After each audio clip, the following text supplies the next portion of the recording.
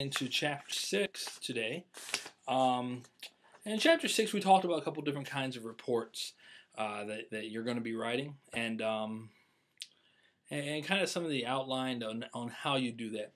I think a good reason for this is, as a law enforcement officer, we get used to writing the standard incident report, and all of a sudden we're in an administrative position. We're sending out memos, we're sending out letters and things like that, and so we really don't know how to respond to that. So this is a good section for you to read, especially if you are going into a supervisory position. So let's first talk about opinions.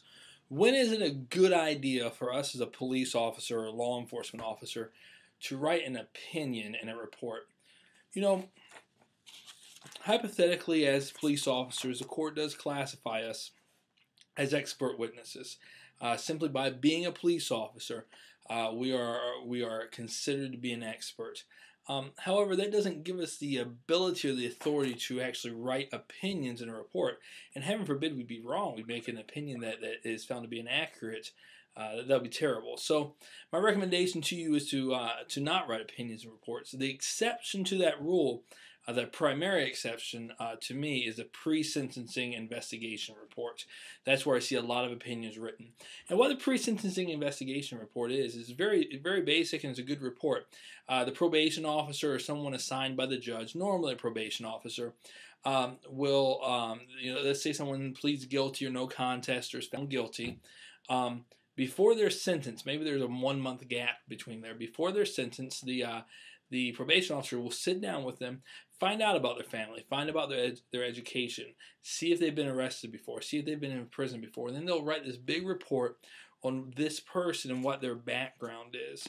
And from there, they'll make a determination, or they'll make some recommendations to the judge on what they think the judge should do with this person.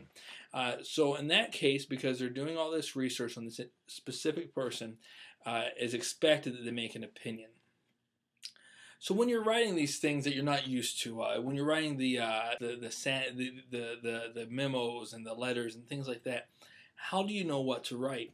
Well, one of the things I always did when I walk, or I still do, when I walk into a new police department as the police chief, I walk right out and I arrest somebody for DUI.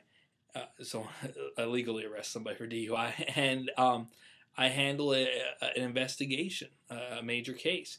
And the reason I do that is so that I can write a report, and everyone on the department can then take that report, look at it, and know exactly what I, the police chief, want out of that case, or what I want from them, what I expect from them. And so that's an advantage to that. That's what I do. So when you're going in there and saying, what exactly do they want out of that? Pull out some reports from the police chief. Pull out some reports from your supervisor, and use those to model from.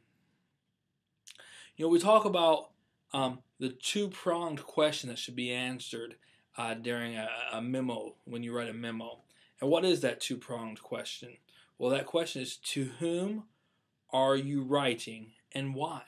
The memos are very basic, very simple, usually no more than a page, and they answer that basic question: who am I writing this to and why? Those are the two-pronged questions that need to be answered. Now, when you're writing these things, I cannot express to you tone.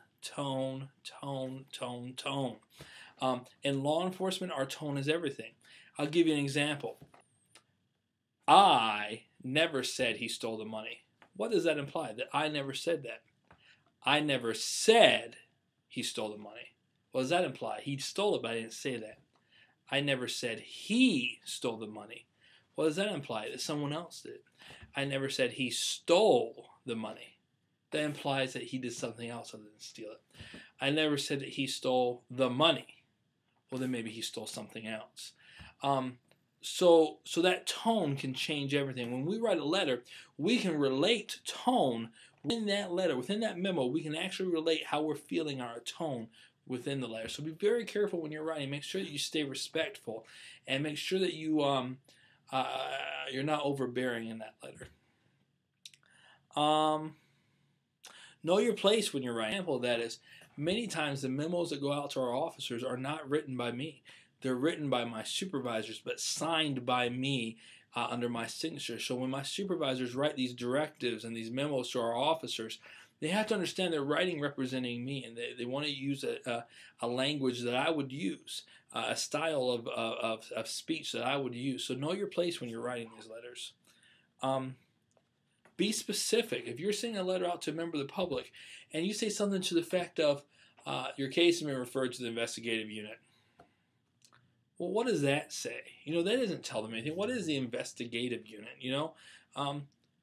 Explain to them, listen, your case, because your case involves more investigative techniques than a normal patrolman would handle. We referred it to an investigative unit, which is manned by trained detectives who will begin to conduct an investigation into the circumstances surrounding your theft. That sounds a lot better. Don't be too wordy, but make sure we don't use terminology and things that mean nothing to the average reader. Faxing. We fax a lot of stuff. It used to be we couldn't fax BMV data. Like if, let's say Michigan called me and said, hey, listen, you got some driver's license history on such and such person. And we'd pull up and say, can you fax it over to us? Nah, the Stable House says we can't. Now, they've opened up some of those restrictions and allow us to fax agency to agency, and we got to mark it up and identify what agency it's going to. But remember, when you fax that fax, that is going to everybody, man. If you're faxing stuff with people's social security numbers and things like that, that is going to anybody in that office. Now, it may be a police department, and then you feel comfortable doing that. But what if you're faxing that over to an insurance agency, and you don't know how many thousands of people are walking through that building and pick up that police report and read people's social security numbers and things like that? So remember, faxing goes to everybody. You lose complete confidentiality. When you fax, I always print a confirmation page. It says the fax was sent and received and how many pages. I attach that to the fax because they're going to say, hey, we didn't get that. We didn't get the fax from you. So that's an easy way to get around that, to print that confirmation page. So let's talk about when you're in meetings and they're looking for somebody to be the recorder of a meeting. A lot of times now with public, what they call it sunshine laws in Ohio, or laws governing the meeting of public officials. They say if you're at this level, let's say the county commissioners, 2 county commissioners can have lunch, but 3 county commissioners can't have lunch because there is a meeting, okay, and you got to publish it and stuff. If you're a part of that, why would you want to be the guy recording that? Well, the very simple answer is you remember. You remember when you record something, when you write it down, you're going to remember what was said in that meeting. And if you are the recorder of a meeting like this, don't be afraid to stop them and ask questions. Say, hey, I didn't understand this. Can you explain this to me? Can you explain what you meant? Because you want to record it right. Pre-sentencing reports.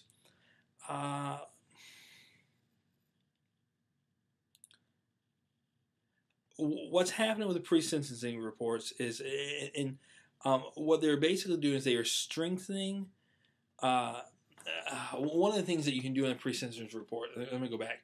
One of the strengths that you can use in a pre-sentencing report and what gives you justification is direct quotes.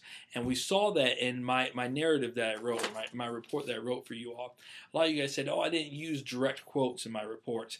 Direct quotes are huge. If you can go back in your video and watch that and use direct quotes, or if you're writing that pre-sentencing report and you use direct quotes that somebody was saying, that makes a huge effect, especially if they're saying, blankety blank that judge, he's a blankety blank, I'm going to, blank him.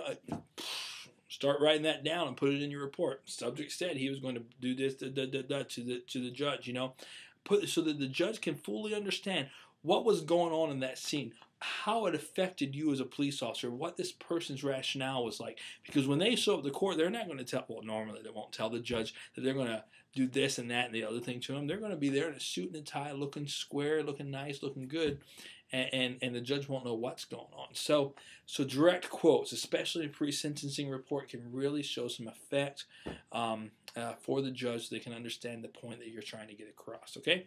Have a great week. Enjoy this week's quiz, I hope. I hit all 5 questions in this video, so you should be good to go. If you watch the video, read your chapter, you'll do just fine on your quiz. Have a great day. Thanks.